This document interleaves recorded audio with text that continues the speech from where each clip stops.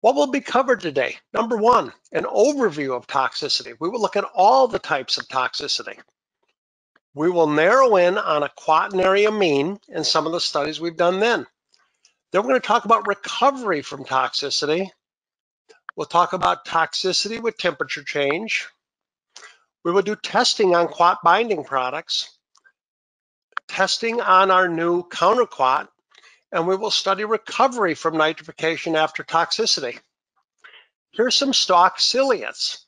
And what we did, just to visually show you what's going on with Quat, is we added Quat on this side of the cover slip and we created a current so the Quat washed over these stalks.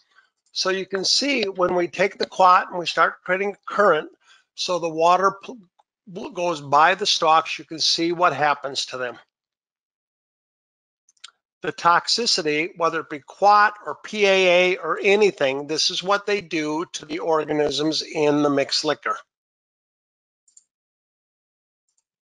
What are the causes and contributors to toxicity? Well, we have acute toxins. This could be like reduced sulfur compounds like hydrogen sulfide. Hydrogen sulfide not only is a strong gas, but it's an oxygen scavenger. So H2S can take DO out of your plant. Bleach, quaternary amines like we're talking, peroxyacetic acid, and it would be fitting, since this is the time of the coronavirus, triclosan, which is in hand sanitizer, is something that's also a toxin. There's severe toxins like heavy metals. In addition to toxins, sometimes it's the toxins plus the stress on the system that causes the issue. We can get rapid changes in temperature, pH, changes in operation. That, in addition to something else, can cause the problem. What are the symptoms? First of all, high effluent TSS or turbidity, loss of nitrification, loss of protozoa and metazoa, disintegration of floc, diffused EPS in the bulk liquid. We'll talk a lot about EPS in this presentation, and poor BOD removal. Some of our solutions we'll feature here is our CounterQuat, which builds bacterial polyprotein matrix, our Smart BOD, which is a balanced carbon source, and our nitrifiers. So what are quaternary ammonium cations? Some people will call them QACs, some people call them Quats, some people will call them quaternary amines. They are used as disinfectants. They are biocides. It's a very stable molecule. Why study toxicity, specifically Quats? Toxicity is a concern in meat packing, rendering, food processing, or institutional wastewater processes. It's also a concern in municipal operations that get industrial discharge. Quat binding products have not been found effective. Information learned about our Quat toxicity can be applied to other forms of toxicity. And the presence of Quats in wastewater is very difficult to test for. Here is a Quat molecule. What it does is it punctures the bacteria cell wall, and then all the fluids of the bacterial cell drain into the mixed liquor. What makes Quat an especially good biocide, it's a very stable molecule, so it can puncture thousands of bacterial cells. So this is first how we study acute quaternary amine studies. Let me tell you, every study we've done is done in triplicate, okay? And often we'll do it in triplicate and then we'll do it a couple times. But this is a sample of 30 minutes settling. You can see the cloudy supernate on the top. That will give you a cloudy effluent. Testing is run for 18 hours on orbital shaker plates. Temperature is 72, 22°C. In this testing, we used municipal dairy waste from a cheese plant, and we used an in-house mixed liquor. All our testing was done using a MultiQuat 455 as a standard product. Note that we are a lab, so all of our data is not perfect, and you will see this in this presentation. When you manage a lab, you always get unpredictable things, and as a lab, we report the truth. So here's the percent ammonia and COD reduction with 3,000 part per million mixed liquor in a municipal mixed liquor sample. Here's 10 ppm. At 25 ppm, you can see the nitrification starts to go down. At 50 ppm, we get some real damage. COD removal is less, and you get no ammonia reduction. What also happens when you add Quat is you get a cloudy effluent. So we measured percent change in suspended bacteria. We do this by measuring optical density. And you can see at 15 ppm, all of a sudden the amount of suspended bacteria goes way up. At 30 ppm, it goes way up in both 3,000 and 2,000 mixed liquor. Notice a higher mixed liquor, you get more cloudiness. Percent ammonia reduction in a municipal mixed liquor sample. Here's a control. We have 3,000 and 2,000 part per million. At 15 ppm, the percent of ammonia removal goes down. At 30 ppm, it goes down faster. We feature both 2,000 and 3,000 part per million mixed liquor because as operators, we're always wondering, where should we run our mixed liquor? We have to run it high enough so we get good nitrification, but we don't want Nicardia and Microthix. So we have to balance that. But here's the effect of toxicity on a 3,000 and a 2,000 mixed liquor. Acute Quat toxicity on cheese samples. So not only do we study municipal mixed liquor, we studied mixed liquor from a cheese sample. Okay, so this is COD reduction, and here's ammonia reduction. 15 ppm, you notice how it goes down. Now suddenly at 30 ppm, it goes up. That doesn't make any sense. Again, this is done at triplicate. It's probably done in triplicate 2 or 3 times. Why this happens, we do not know. But as a lab, this is what it gets. It doesn't always make sense what goes on in a process. So those of you who run wastewater plants, it doesn't always make sense.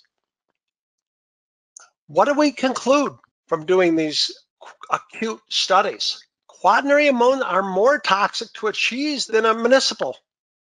Higher mixed liquor exhibited less toxic effects. We probably know that. High effluent TSs and ammonia are always the first signs. So why would a cheese plant be more toxic than a municipal plant? That's a good question. We believe it's due to the diversity of bacteria in a municipal plant, and they have less diversity in a cheese plant. This causes the toxicity to be more lethal in a cheese plant. Then we studied recovery from toxicity. In these samples, we dosed at 50 ppm of Quat. Samples were analyzed for ATP. ATP is how we measure bacterial activity. COD, ammonia, optical density, which tells us how cloudy the supernate is, mixed liquor, and 30-minute settling. Samples were fed daily with an autoclaved influent. Testing was run with municipal samples and dairy samples. So this is flock. So what is flock? Flock is a grouping of bacteria, protozoa that stick together. They stick together through a glue that's called EPS. It means exocellular polymeric substances. EPS is what allows bacteria to stick together. Okay, so this is a good flock. Everything sticks together. You see we got a few filaments in the flock, but that's normal. But everything is sticking together really well. After we add the Quat, notice what happens to the flock. This is after 24 hours. The glue, the EPS, is broken up and the flock starts to break up. This is what gives you a cloudy effluent. Then we looked at stalk ciliates, before, after. We already showed that video. You can see what that does. We took the municipal sample, added Quat. The ammonia went up to about 17.4 ppm. After about 7 days, this municipal sample in a lab recovered on its own. We took a cheese plant sample, did the same thing, added Quat. And you can see after 10 days, the ammonia kept climbing and it has not recovered. In a system like this, they would use our VitaStim nitrifiers to recover. What are the conclusions from recovery? We notice it's faster municipal than in cheese plant. Microscopic observation showed increased pen flock and reduction in metazoa and protozoa. Recovery of nitrification was slow, especially in our cheese plant samples. Then we looked at quat toxicity and temperature change. As I said, it's often not just the toxicity, it's the toxicity in combination with another environmental change. These reactors were acclimated to room temperature at 1 month. Then Quat was applied at 5, 10, 20 ppm to a 3,000 part per million MLSS and put on an orbital shaker plate inside a cooler and set to 7 degrees Celsius. We use ATP to measure bacterial activity, and then after about 1 week, we use for a recovery period. The reactors were fed daily to aid in the recovery. So here's the control, 5 ppm, here's the shock, here's the recovery, 10 ppm, there's no, you can see the recovery is way down, and 20 ppm, there's no recovery.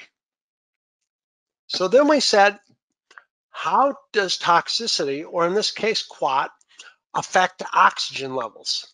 Okay, so we ran oxygen uptake tests. Oxygen uptake tells how much nutrient removal rates are impacted by Quats. In this case, we used 100 ml of cheese plant mixed liquor and 200 ml of cheese plant influent. This is a graph of dissolved oxygen. Bacteria use dissolved oxygen as they respirate. This is what the control looks like. You can see it's using oxygen. So the oxygen goes from up about 5.5 down here at about 1.3 in the course of 65 minutes.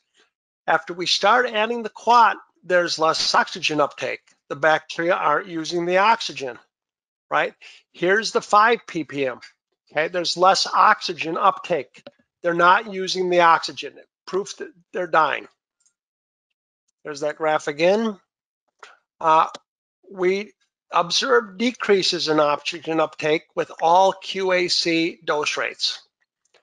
This indicates total treatment time would need to be increased about 65% to accomplish full COD removal in our sample at 5 ppm of Quat in this instance. So for years, we've looked at Quat binding products. We probably started studying these 5 years ago. And we had a bunch of different tests. A lot of times we would mix the Quat with the Quat binding product, we'd leave it sit for 15 minutes and then put it in the mixed liquor. We had a bunch of different ways. But we wanted to test these and see how well they did.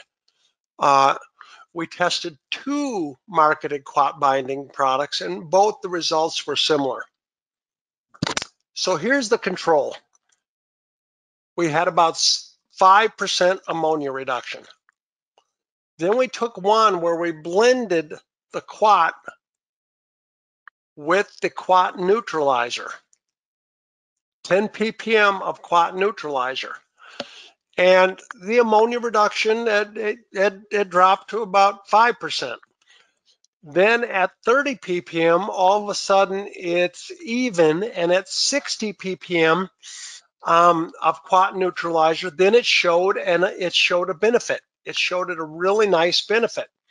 So what we learned from Quat neutralizers is not that they don't work, but they take very high dose rates relative to the Quat for visual impacts to be observed.